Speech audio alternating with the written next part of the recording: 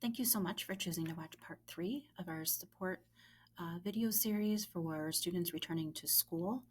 My name again is Katie Crane, and I'm the school psychologist at the high school.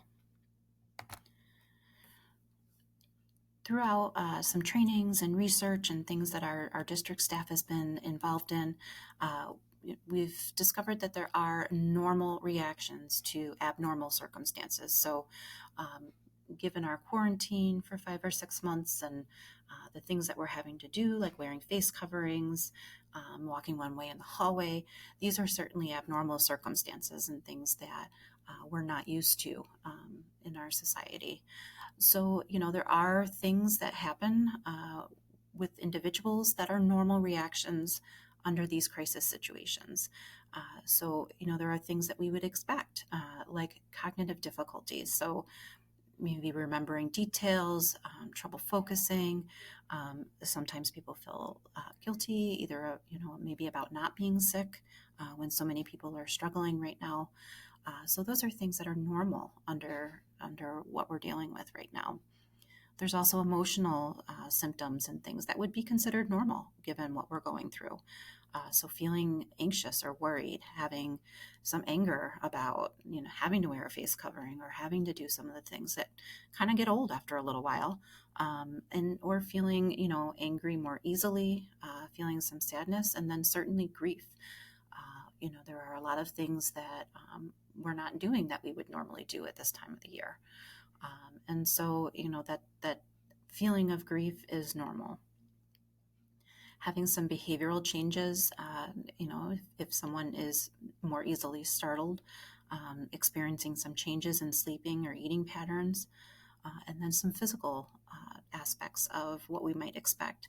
Feeling more tired, complaining about stomach aches or pains, some sweating or fast breathing if it's a new situation that we haven't been in before. Those things are totally expected, I think, with people that are dealing with some crisis situations. Frequently, I would think that the younger the student is, the more we might see some of these physical signs of distress, complaining about stomach aches or headaches, things like that. So, as much as there are normal reactions to situations like with what we're dealing with right now, there are times where it becomes someplace where we need to ask for more assistance. So, some things to look out for with your children, when to really reach out and ask for help. We're looking at these are things that have been going on for a longer period of time. As we're coming back to school, I think it's normal to have more of those symptoms and signs and things that we had right at the beginning of quarantine and when we all went home for a period of time.